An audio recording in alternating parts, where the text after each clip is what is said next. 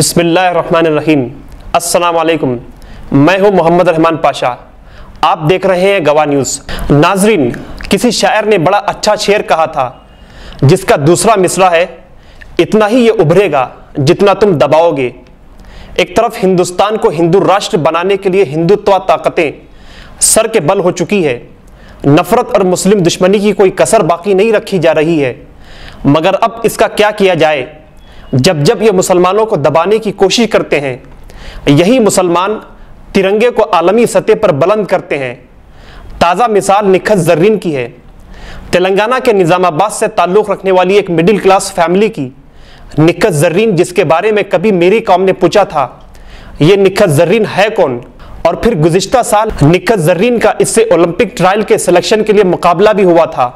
और आज मेरी कौम को अपने सवाल का जवाब मिल गया होगा कि निखत जर्रीन अब इसके कायम मकाम है जिसने तुर्की के शहर इस्तांबुल में वर्ल्ड बॉक्सिंग चैंपियनशिप जीती और हिंदुस्तान के परचम और वक़ार को बुलंद कर दिया।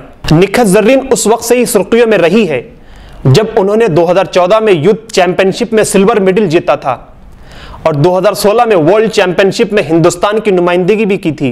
निखत जर्रीन अब वर्ल्ड बॉक्सिंग चैंपियन है और 57 किलोग्राम कैटेगरी में शानदार कामयाबी हासिल की। वो 2024 में पेरिस ओलंपिक्स में हिंदुस्तान की नुमाइंदगी कर सकती है। निखत जर्रीन की कामयाबी का सफर मसाइल, मुश्किलात और रुकावटों से भरपूर रहा। उनके वालिद जमील अहमद ने उनकी भरपूर रहनुमाई की। तेलंगाना की केसीआर हुकूमत ने माली इमदाद भी फराहम की। अलबत्ता मेरी कौम की मौजूदगी से उन्हें कई बार मुश्किलात का सामना करना पड़ा। निखत जर्रीन ने 2019 में खातून खिलाड़ियों के हिजाब के इस्तेमाल की भी भरपूर हिमायत की थी और कहा था कि इससे ज्यादा से ज्यादा खातून खिलाड़ी मैदान में आ सकती हैं। बॉक्सिंग में उमूमन मुस्लिम लड़कियां ना होने के बराबर हैं। निखत जर्रीन के अलावा एक और नाम सुनाई देता है, वो है जम्मू कश्मीर की शरिया मंजूर, जो 2021 में youth games all India national championship में गोल्ड मेडल ले चुकी है। यह भी निखत जर्रीन की तरह बैनुल-अक़वामी सतह पर तिरंगा बुलंद करना चाहती है। निखत जर्रीन की शानदार कामयाबी पर पूरा मुल्क मसरूर है। मुबारकबादी के पयामात का ना रुकने वाला सिलसिला भी जारी है। इनमें बीजेपी कायदीन भी शामिल है जो इख्तिदार हासिल करने के लिए मुसलमानों से उनका सब कुछ छीन लेना चाहते हैं। वज़ीर आज़म नरेंद्र मोदी ने निखत जर्रीन को गोल्ड मेडल जीतने पर मुबारकबाद पेश करते हुए उन्हें मुल्क के लिए काबिल फ़ख्र करार दिया। इस मुकाबले में ब्रोंज मेडल हासिल करने वाले दूसरे हिंदुस्तानी खिलाड़ियों को भी उन्होंने मुबारकबाद पेश की।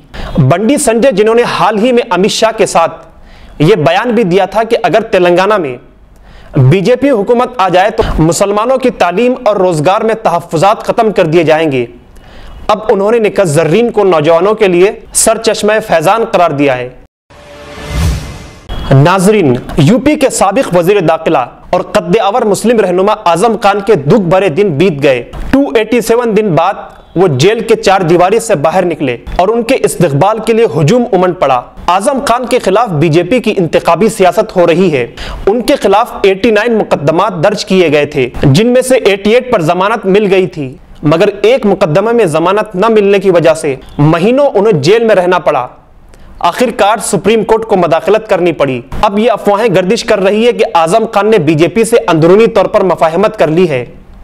अखिलेश यादव के बागी चचा शिवपाल यादव ने बीजेपी से साजबाज के लिए राह हमवार करवाई। आजम खान को जेल से घर तक लाने के लिए शिवपाल ही आगे आगे रहे हैं। अगर आजम खान बीजेपी से हाथ मिला लेते हैं तो यकीनन उनकी परेशानियां खत्म हो सकती है, मगर वो हिंदुस्तानी मुसलमानों की नजर से गिर जाएंगे और नजर से गिरने वाला कभी दोबारा अपने पैरों पर खड़ा नहीं हो सकता और ना ही खोया हुआ मकाम ला सकता है। सियासत में सब कुछ मुमकिन है।